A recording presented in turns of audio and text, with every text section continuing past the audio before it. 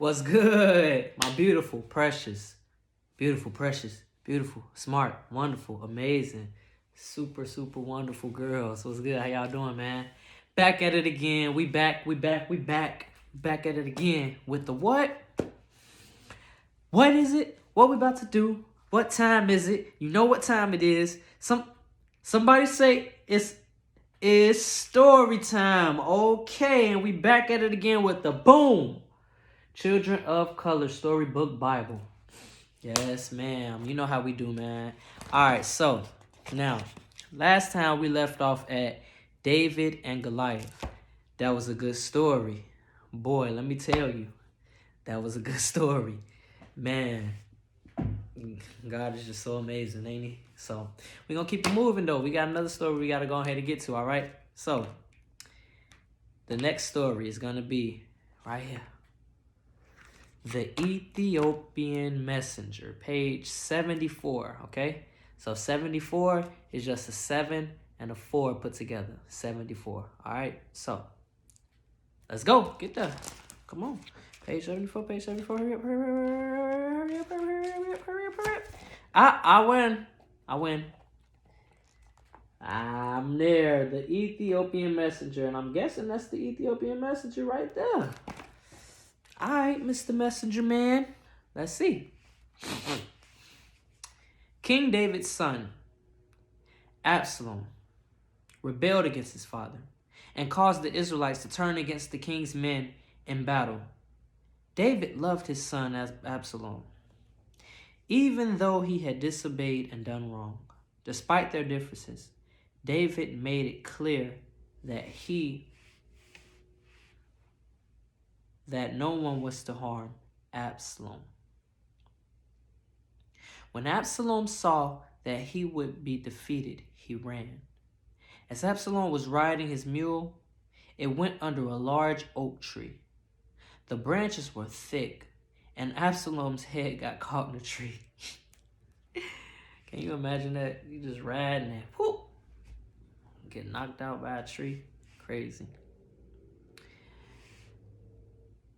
His mule ran out from under him, so Absalom was left hanging above the ground.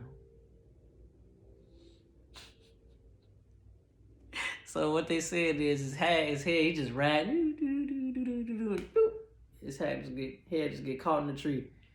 That's crazy. All right. So Absalom was left hanging above the ground. Some of David's soldiers saw him and told Joab, who was in charge of David's army. Joab said to him, "You saw him? Why didn't you kill him and let him fall to the ground?" The man answered, "I wouldn't try to hurt the king's son. We heard the king's command to you." Abishai and Ittai, the king, said, "Be careful not to hurt young Absalom." Joab was angry, and despite the king's order, Joab killed Absalom for his rebellion against David.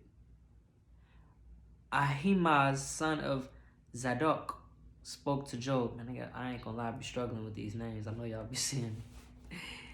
He said, "Let me run and take the news to King David. I'll tell him the Lord has destroyed the enemy for him."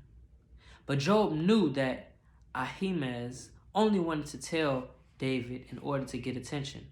Joab answered, "Ahimaaz, no, you are not the one to take the news today. You may do it another time, but do not take it today." An Ethiopian messenger was standing nearby. His tall, black, skinny body looked as if it were made for running. Everyone knew of his great running abilities. Joab told him, "Go, tell the king what you've seen." The Cushite bowed to Joab and ran to tell David. But Ahimaaz, son of Zadok, begged Joab again. He said, "No matter what happens, please let me go along with the Cushite." Joab explained to Ahimaaz that he'd receive no reward for telling the king the news. Ahimaaz answered, "No matter what happens, I will run." Joab finally agreed and let Ahimaaz run too.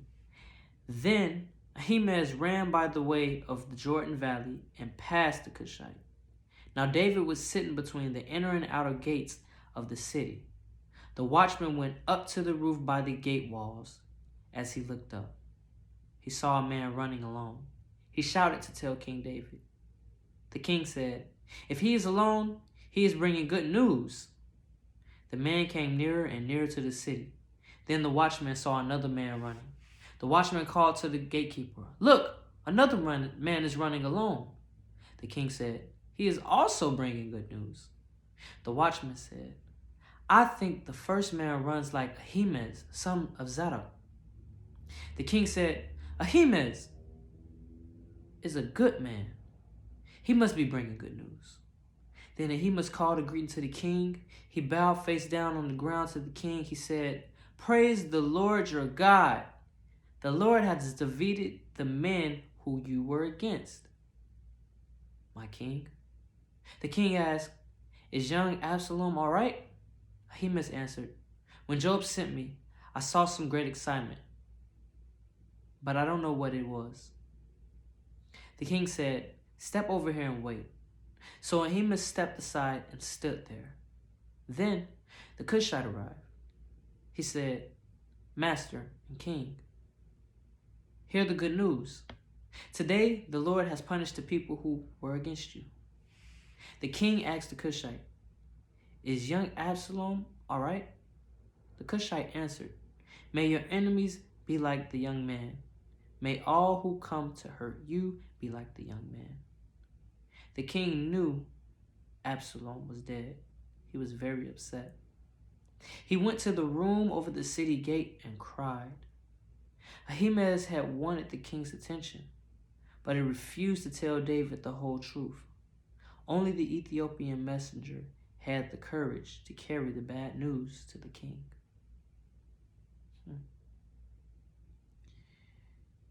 The end. Man, that's sad, you know? A parent losing their child.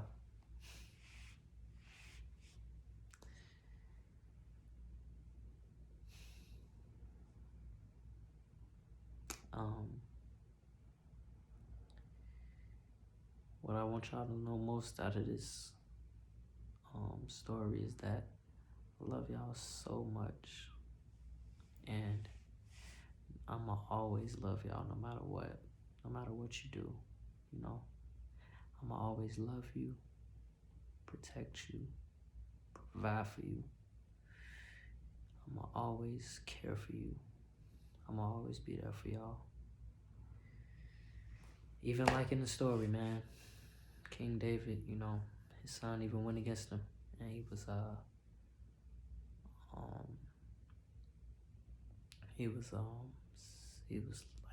you know, don't hurt my son, you know. Even though he's going against me, I still love him, and that's my son. And that's the way I feel about y'all. No matter what, I got y'all. Mwah! Love y'all. Till next time.